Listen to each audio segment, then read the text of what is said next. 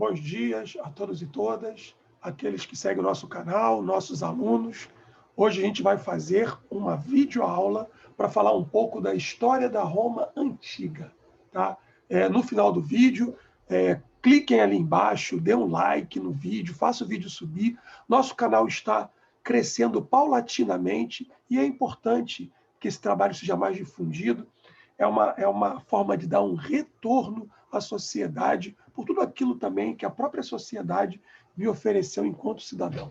Sou Carlos Alberto e vamos começar então nossa aula sobre a Roma Antiga. Eu, basicamente, tenho formação em História pela UFRJ, lá nos anos 1990.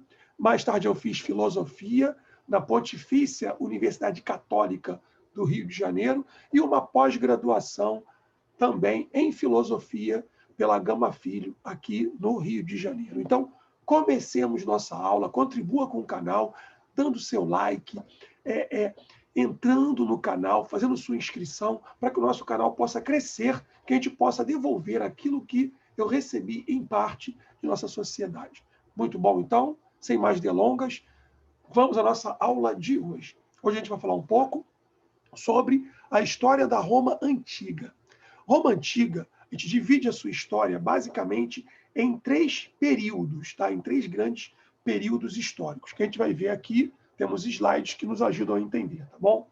O período da monarquia, arquia, governo, então seria um governo de um só, que também vai ter, junto com ele, né, além do rei, vai ter um senado e outros instrumentos para organização do poder nesse primeiro período da história romana. O período republicano, uma palavra que vem do latim res publica, que quer dizer a coisa pública, a coisa de todos. Via de regra, as palavras que nós usamos para poder nos referirmos aos termos políticos, elas são de origem grega. Porém, república, não. É um termo romano, de origem latina, de fato. Tá? Então, a gente vai ter aqui a res publica, a coisa pública, que será o segundo momento. E, por fim, o Império Romano, né? O grande Império Romano. Jesus Cristo, quando viveu entre nós, viveu aqui na parte inicial do Império Romano. E depois a gente vai ter, na Idade Média, o fim do Império Romano, em 476 a.C., quando o Império Romano é desestruturado, cai pelas invasões dos povos externos, né? Que eles mesmos, romanos, chamavam de povos bárbaros. Por que bárbaros? Porque falavam bar, uma língua que os próprios romanos não inteligiam, não compreendiam. Para os antigos romanos, era alguém civilizado, no entendimento dos antigos romanos, entendamos isso, quem não falasse o próprio latim ou o grego. Quem não falasse grego ou latim, falava um bar, que os romanos chamaram de bárbaros. Nós hoje vamos nos ater, basicamente, ao período da monarquia, ao período mais pretérito, mais antigo da história de Roma. Então, comecemos aqui com os nossos slides. Né? Nós sabemos bem que a Itália, a Península Itálica, por que península? Porque está cercada de água por todos os lados. Vejamos aqui o mar Mediterrâneo, que vai banhar, né, a Península Itálica, porém, uma parte dela está ligada ao continente. A Itália está basicamente mais ao sul da Europa, banhada pelo mar Mediterrâneo. Nós sabemos que o próprio mapa da Itália lembra uma bota. Além do que, nós vamos ter a ilha da Sicília, mais ao sul, que era um grande celeiro de produção agrícola no mundo antigo. Boa parte da produção do mundo antigo que se produzia era produzido aqui nessa região do sul da Itália, na Sicília. Além, né, da ilha da Córcega e da Sardenha. Sardenha, hoje nós sabemos que é parte da França, foi tomada, né, pelos franceses posteriormente. Mas vamos, então, focar aqui na história dos antigos e dos primeiros romanos. O nosso mapa aqui já nos dá algumas pistas importantes. Ele coloca ali, né, Roma e cidades latinas, porque o próprio latim, né, vem desse povo latino, que é basicamente um dos 4 principais povos que vão ocupar, que vão colonizar a Itália. E aí ele aparece aqui para a gente em verde, os latinos. A civilização etrusca, que chega um pouco mais posteriormente. Os etruscos eram excelentes engenheiros.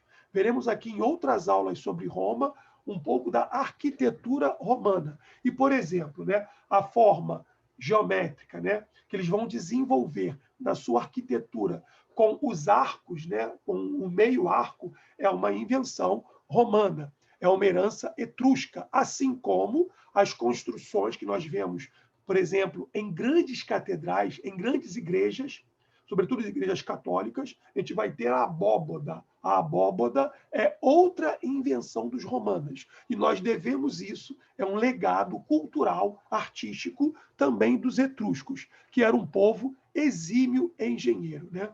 Quem nunca ouviu falar dos Arcos da Lapa, aqui do Rio de Janeiro? Ali a gente tem um modelo de arquitetura, claro, feito no Brasil colonial, na ocupação portuguesa no Brasil, mas é um modelo da engenharia, é herança também dos etruscos. Temos ainda, né, os semitas.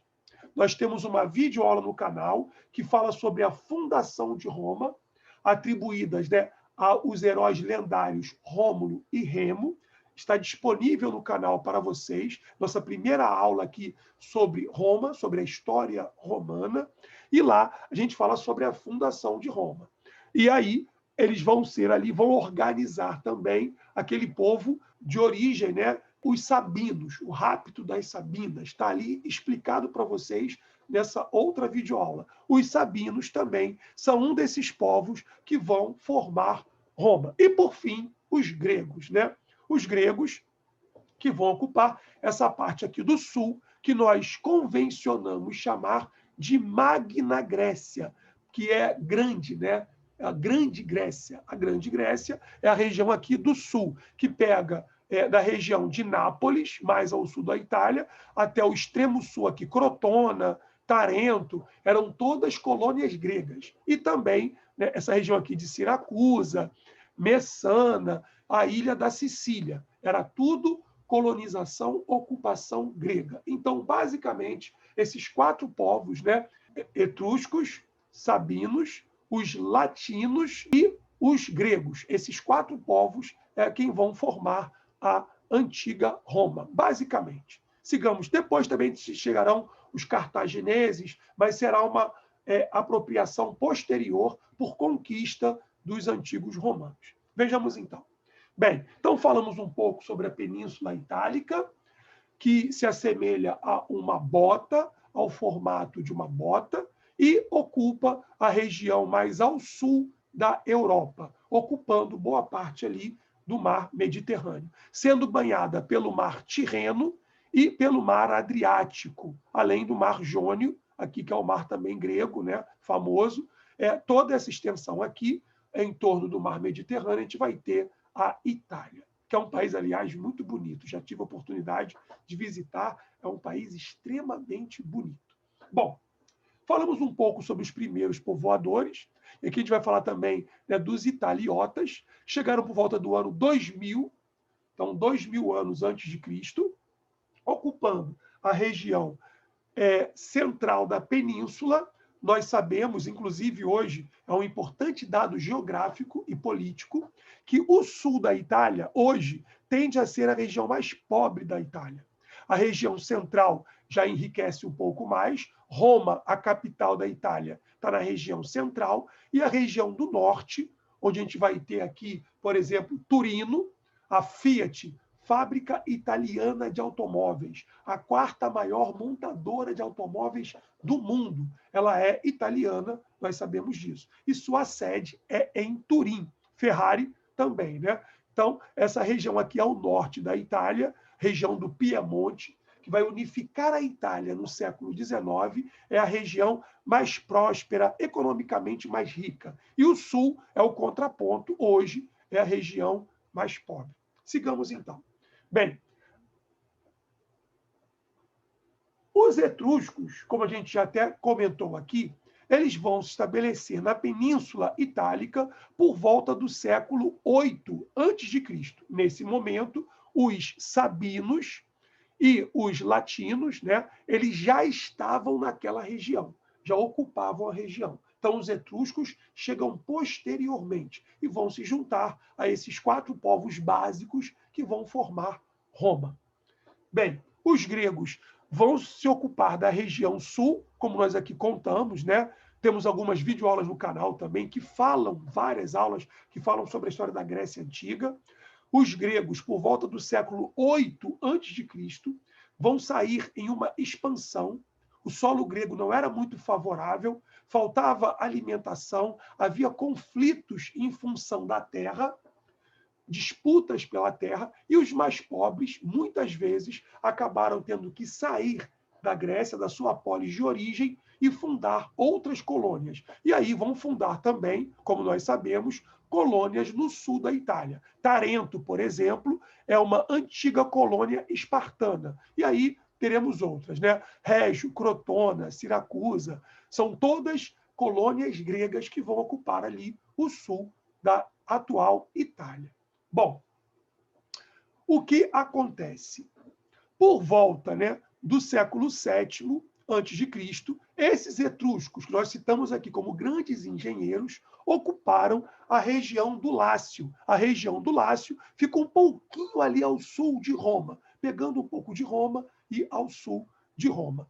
Muito importante também para a história e para a geografia de Roma é o rio Tibre, que está aqui, nós podemos ver também, de certo modo, aqui no mapa. Aqui, ó, o rio Tibre, ele corta a cidade de Roma. Então, ele era muito importante no mundo antigo e atualmente para o comércio, para o transporte, para as relações dos antigos romanos. Ele nasce aqui nos montes, né, Apeninos, uma região mais alta, nos Apeninos, e sua foz é aqui, como nós podemos ver, no Mar Tirreno. O rio Tibre tem 392 quilômetros. Não é um rio tão grande assim, né? É um pouco, quase a distância do Rio de Janeiro para São Paulo. Rio capital, São Paulo capital. Mas é um rio muito importante aqui para o comércio, para a navegação no mundo antigo e ainda hoje, nessa região central da Itália. A tradição atribui a fundação de Roma, segundo o poeta Virgílio, a Rômulo e Remo, 2 heróis lendários que seriam filhos de Réia Sílvia e do deus da guerra dos antigos romanos, o deus Marte. Para os gregos vai ser o deus Ares, deus da guerra. Então eles são semideuses. Nós temos também no canal uma videoaula que explica muito bem, que foca nessa fundação de Roma. Eles teriam depois destronado o usurpador do trono de Alba Longa, que era Amúlio, devolvem o trono ao avô deles e que esse avô lhes permite fundar uma cidade. Então, eles saem de Alba Longa e fundam Roma. Pela tradição cultural romana, o primeiro monarca romano foi Rômulo, que depois de uma discussão acabou matando o seu irmão Remo. Então, o primeiro monarca, vejamos aqui a monarquia romana, teria sido Rômulo, pela tradição romana. E ele teria fundado Roma em 753 a.C., ou seja, em meados do século VIII a.C. Isso aqui é um trecho importante de nossa aula de hoje. Tá? Conteúdo de concursos vestibulares, inclusive. Vejamos. A história política de Roma se divide basicamente em 3 grandes períodos. No primeiro período, teremos a monarquia, arquia, governo, tá bom? Mono, governo de um. Embora esse não governasse absolutamente sozinho. Porém, ele centralizava o poder em torno de si, sim. Esse período dura de 753 a.C., com a fundação de Roma, pela tradição, por Rômulo, até 509 a.C., quando o último monarca, Tarquínio o Soberbo, isso já foi questão de prova de Enem, inclusive, Tarquínio o Soberbo é deposto pelo Senado. Tá? Bom, e aí a gente vai ter Roma como ainda uma pequena cidade. Aqui a gente não fala, nesse primeiro período da história romana, de uma grande Roma, poderosa, fortíssima, conquistadora, como nós vemos nos filmes de Hollywood, né, Cleópatra, Roma, queda do Império Romano, ou né, pelos nossos livros de história, basicamente. Aqui é o primeiro momento, é uma pequena Roma, que ali está naquele ainda seu momento de gestação, né? Está germinando o que seria depois um grande império. Aqui ainda é a monarquia. Bom, em 509, depois da deposição de Tarquínio o Soberbo, a gente vai ter a República Romana. República é a coisa pública, é aquilo que é responsabilidade de todos. Quando nós falamos, por exemplo, em escola pública, porque é escola de todos. Saúde pública é saúde para todos, para aqueles que podem pagar por uma saúde privada e para aqueles que não podem pagar por uma saúde privada. Então, o público é aquilo que é de todos, é de todos nós, é uma responsabilidade nossa também. Bem, esse segundo momento, então, vai até 27 a.C., quando vai se instituir o Império Romano, né? Que a gente vai ver depois aqui com Otávio Augusto, o primeiro imperador romano. Mas isso aí vai ficar para outras aulas. Nesse momento aqui, nesse período, Roma desenvolveu suas instituições sociais, econômicas, expandiu seu território. Roma dominou 3 continentes, grande parte da Europa, chegando até territórios da Inglaterra. Dominou parte da África, o norte da África, incluindo o Egito, incluindo a Tunísia e etc. E também parte da Ásia, aquela região da Ásia Menor, região da Palestina. Tudo isso aí foi também domínio romano, inclusive até a Transjordânia, além do Rio Jordão, depois da Palestina. Bem, e por último, o Império Romano, né? Quando Roma desfrutou de uma estabilidade política que durou cerca de 2 séculos. Foi quando os romanos foram a grande e maior potência também do mundo antigo. Já no período republicano, Roma era visivelmente uma potência. Atenção, para que vocês não errem questões fáceis na prova do Enem ou qualquer outro concurso vestibular que vocês venham a prestar. Nesse primeiro período da monarquia romana, a escravidão não era a base, não sustentava a economia romana. Já no período republicano, depois das guerras púnicas, que nós veremos aqui em outras aulas, e também no Império, a economia, palavra de origem grega, oikos, organização, ordem, né? Oikos, casa. Nomos, ordem. Economia é arrumar a casa, é organizar a casa. Tá? Então, uma economia organizada.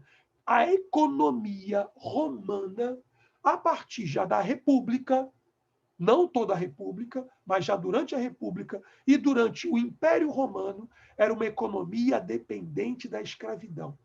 O que quer dizer o seguinte, meus queridos: se nós tirarmos da sociedade romana a escravidão, na República e no Império, Roma acaba. A economia romana dependia do trabalho escravo. Os escravos eram a força de trabalho, eram aqueles que faziam a economia funcionar na antiga Roma. Isso não vale ainda para o período monárquico, que é o nosso objeto de estudos hoje. Sigamos então. Bem, aí essa aqui já vimos a linha do tempo, está explicado para vocês. Reparem aqui, né? O período de 753, com a fundação de Roma, né? Pela tradição por Rômulo, metade do século 8 a.C., que vai durar até o final do século 6 a.C., em 509 AC, quando Tarquínio o Soberbo, o último rei, foi deposto pelos simpatizantes da República, sobretudo pelo Senado. Né? Depois teremos aqui a República, que é a coisa pública, a coisa de todos, que vai durar de 509, como vimos aqui, desde a deposição de Tarquínio até 27 a.C., quando Otávio Augusto vai assumir como imperador o poder na Roma Antiga. E aí, isso vai durar, né, durante mais de 4 séculos, praticamente 5 séculos, 500 anos, até 476 depois de Cristo, quando vai acontecer a queda do Império Romano. Um império, né, que foi extremamente longevo, uma história muito longa. Bom, sigamos aqui. Pensando aqui a monarquia romana, vamos nos deter um pouquinho nesse momento. A organização política e social resultou no regime monárquico, ou seja, havia uma centralização do poder político. Roma tinha como governante um rei e junto com o rei havia um senado, que era uma elite romana.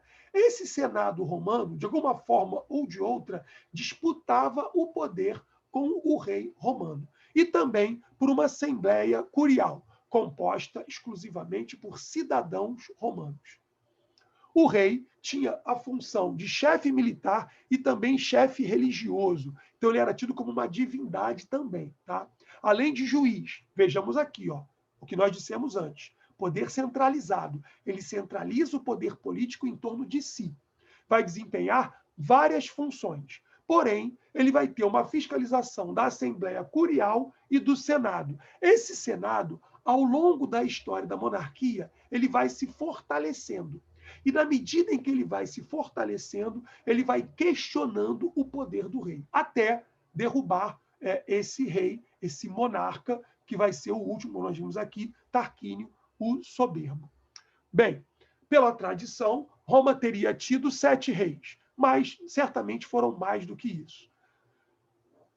O Senado, né, que vem do latim senex, que são os velhos, anciãos, os mais velhos eram muito respeitados. A gente vive uma sociedade hoje em que nós experimentamos, nós vemos aí muita violência contra os idosos, né? Uma certa gerontofobia, um ódio, uma aversão aos mais velhos. Isso não existia na antiga Roma. É uma sociedade tradicional. E enquanto sociedade tradicional, os antigos romanos respeitavam os mais velhos. Eles são aqueles que viveram mais do que nós. São aqueles que têm algo para nos ensinar, algo para passar para nós. Então nós temos o que aprender com as antigas civilizações também. Por que não?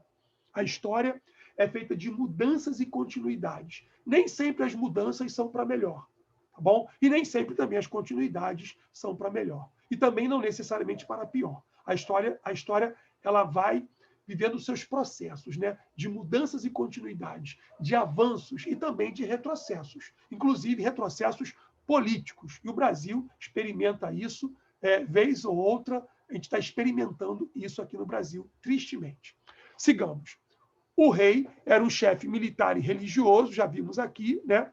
Já o Senado, eles eram ligados a uma grande família, chamados de gens, né? Havia um gen, um chefe, um ancião, que é respeitado, e aqueles que vivem sob a sua tutela, né, são os que vão fazer parte da sua grande família. Quando nós falamos em família no mundo antigo, no mundo grego, e aqui, no nosso caso, no mundo romano, não é a nossa concepção familiar, né, de hoje. Família nuclear, pai, mãe e os filhos do casal, como tradicionalmente nós vemos e entendemos. A família romana, uma família muito mais extensa. Então, o primo de terceiro grau é família. E se ele passa por uma situação de vergonha, a vergonha dele mancha também a honra da família toda. Mancha a honra de um primo de terceiro grau, inclusive. Quem não viu o filme Gladiador, recomendo que veja, assista ao filme Gladiador. No filme Gladiador, vocês têm uma passagem em que o gladiador ele vai fazer a oração para os deuses da família. Então, dentro do que eles entendem por família, também se inclui os ancestrais já mortos da família, que morreram, viveram com honra, eles são também parte dos deuses do altar familiar. Então, a família é muito mais extensa do que o que nós entendemos hoje por família no nosso mundo do século XXI, no mundo ocidental, por exemplo. Seguindo, a Assembleia Curial era composta por cidadãos também que tinham condições de servir ao exército. Ou seja, se você não tem capacidade de se armar e defender Roma, você não é de fato um cidadão romano. Não pode ir para a Assembleia votar, nem por aclamação, como fazia a Assembleia. Esse grupo se reunia numa assembleia, tá? A assembleia é o povo, é o grande povo, que podia, por aclamação, aprovar ou rejeitar as propostas que eram apresentadas e votadas. Porém, né, que eram apresentadas. Porém, eles não têm o poder de Minerva, tá? Não decidem de fato. O poder se concentra, sobretudo, nas mãos do rei e, de algum modo, do Senado. Sigamos. Em termos de sociedade, como se organizava a sociedade romana na época da monarquia? Eram 3 grupos sociais, basicamente. O primeiro, né, uma pirâmide social, no topo da pirâmide, isso é um conceito marxista de organizar a sociedade para uma pirâmide social, pensar basicamente, né, uma infraestrutura, uma base e uma superestrutura. A infraestrutura trabalha e produz a riqueza, no conceito marxista. E a superestrutura é aquela que vai, via de regra, usufruir dos bens materiais produzidos pela sociedade, pela mão de obra, dos escravos, né, dos servos, de modo geral. Então, é essa elite que vai usufruir do trabalho de servos e escravos. Tá? Seriam os patrícios. Daí, patrício é um elogio, né? Chamar alguém de patrício no mundo romano é como uma forma de elogio. Os patrícios eram grandes proprietários de terra, senhores de terra, latifundiários, que tinham rebanhos e tinham escravos. O seu poder também estava ligado à quantidade de servos e escravos que ele tinha em seu poder. No período monárquico, mais servidão do que escravidão. Depois, isso muda ao longo do desenvolvimento da história romana.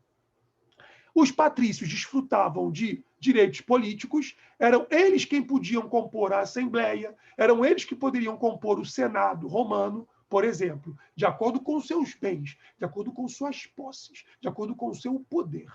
Tá? Eles também exerciam funções públicas no exército, comandavam o exército, na religião. Então, havia também um grupo selecionado, seleto, né, de patrícios, que a palavra grega seria aristocrata, seriam, aspas, né, os melhores naquela visão social, na justiça, no poder, tinham privilégios, inclusive na própria lei, ou na administração pública. Eles eram, de fato, os cidadãos romanos. Abaixo dos patrícios, nós teríamos os clientes. Os clientes são homens livres, mas eles seriam, usando uma palavra do espanhol, apaniguados, tá? Tratados, de certo modo, com pão e água, pelos patrícios. Eles serviam aos patrícios. Quando os patrícios iam às ruas, era comum que ele tinha um grupo de clientes que iam atrás dele, que iam ovacionando, que iam cantando louvores, por exemplo, aos patrícios. Esses clientes, eles eram, então, de certo modo, apaniguados, sustentados, favorecidos, protegidos pelos seus patrícios. E, em troca, deviam obediência e servidão aos seus patrícios. Eles constituíam um ponto de apoio da dominação política e militar dos patrícios. Sem o apoio dos clientes, ia ser difícil se manter no poder os patrícios. Tudo bem? Até aqui? Sigamos. E, por fim, chegamos aos plebeus. Os plebeus já eram um grupo mais pobre, né? De fato. Eram homens e mulheres, eram livres, não eram cidadãos plenos, porque não podiam participar, por exemplo, do Senado, né? Ou da Assembleia da Cúria, por exemplo. Constituíam a maioria da população nesse primeiro momento. Quando chegarmos à República e ao Império Romano, aí a maioria será composta pelos escravos. Veremos isso nas nossas próximas aulas, discutindo sobretudo as guerras púnicas, mas não é um tema para hoje. Bom, eles eram a maioria da população romana, não tinham direitos como cidadãos, não tinham condições de se armar de fato, de ir para a guerra. No final da história, já da monarquia e, sobretudo, na república, esses plebeus vão tomando mais consciência de classe, vão se organizar e vão começar a reivindicar os seus direitos. Mas, nesse primeiro momento, os plebeus ainda são mais fragilizados, até porque não são organizados e coesos para lutar pelos seus interesses ainda na monarquia romana. Não podiam exercer cargos públicos, nem os mais simples, como edis, e nem podiam participar da Assembleia Curial. Então, o que nós vemos aqui é uma Roma organizada, já temos aqui uma civilização com um alto grau de complexidade e também de estratificação, de diferenciação social, com ricos e pobres. Bom, meus amados, essa aula nós vamos ainda fechar e falar dos escravos, porque, embora os escravos não fossem maioria, nesse período monárquico, eles tinham alguma relevância também histórica, e depois isso vai aumentar muito mais nos outros períodos. Os escravos podiam chegar à condição de escravidão por dívidas, eles podiam ser escravos de guerra e também podiam ser escravos por nascimento. Então, existiam várias possibilidades em que um homem poderia ser escravo em Roma. Poderia mesmo um romano cair em condição de escravidão, por condições de dívidas. Tá? Na antiga Roma, é importante que nós saibamos disso, tal como na Grécia, o escravo não era considerado um ser humano. O escravo era uma coisa. Então, tinha-se o escravo como se tem um objeto, como se tem uma propriedade privada qualquer. No Antigo Egito, há algumas nuances. Tá? O escravo egípcio ele é considerado um ser humano. Já na Roma e Grécia, vimos aqui que não, eles eram coisas. Os escravos podiam ser alocados para atividades diversas, como serviço doméstico, nas famílias mais ricas, que tinham suas casas. Os romanos mais ricos costumavam ter até 2 casas, até às vezes mais, tá? Uma casa na urbe, uma casa na cidade e também uma casa no campo. Bom, os escravos podiam servir no trabalho doméstico ou também no trabalho no trabalho no campo, na agricultura, tá bom? Havia muita força humana até para substituir, quando necessária, a tração animal. Então, usava-se o homem, por exemplo, para poder, o escravo, carregar o arado, para poder preparar a terra, abrir os sulcos e depois plantar na própria terra. Sugiro que vocês assistam o filme Barrabás, que mostra qual era a condição de um escravo no início da época do Império Romano. É um outro período, mas é um filme excelente, filme italiano, para que vocês entendam como eram as condições de vida de um escravo romano. Depois a gente vai discutir isso com mais profundidade. Eles eram um bem material, como nós vimos, e aí o seu senhor tinha todo o direito sobre ele, como castigá-lo, vendê-lo, alugar o seu serviço e até, se fosse o caso, matá-lo. Bom, alguns escravos que fossem mais qualificados, intelectualizados, que pudessem ser professores, esses escravos eram mais bem tratados. Nós tivemos, inclusive, escravos filósofos na Roma Antiga. Esses escravos tinham um tratamento um pouco diferenciado. Nós tivemos escravos estoicos na Roma Antiga. Podiam ser artesãos. Então, o escravo tinha diversas funções. Pegar os escravos e colocar todo mundo junto, digamos assim, né, como se fosse um grupo uníssono, num balaio de gato, nós também poderíamos cometer equívocos aqui, pensando a condição dos escravos. Mas não podemos esquecer que o escravo era uma coisa na sociedade romana. Bom, vamos parar por aqui hoje, né, nesse primeiro momento, no primeiro período da história romana. Tem aqui alguns exercícios que eu espero que vocês façam, depois nós vamos corrigir na nossa plataforma, no nosso canal, e seguiremos depois com nossas aulas acerca do Império, da República e aqui hoje, né, da monarquia romana. Meus caros amigos, não esqueçam de dar um like no final do vídeo, inscrevam-se no canal para que o nosso canal cresça e também para que eu possa devolver à sociedade aquilo que eu recebi. Muito do que eu sou hoje, professor, né, pós-graduado de filosofia e de história, foi a sociedade que, em parte, me ofereceu. Né? Pela escola pública, eu tive a chance de estudar, inclusive em boas universidades. e eu devo também devolver, por que não, no YouTube, aquilo que a sociedade me ofereceu. Devolver com uma aula que seja funcional, que sirva para que vocês também possam se preparar para fazer boas provas, bons concursos. E, claro, eu também penso muito isso, formar bons cidadãos. Nosso país precisa e precisa muito de bons cidadãos. Meus caros amados e amadas, nos encontraremos na próxima aula, próxima semana, seguindo nossos estudos com a Roma Antiga. Um grande abraço a todos e todas, paz e bem, que Deus abençoe cada um de vocês. Tchau, tchau.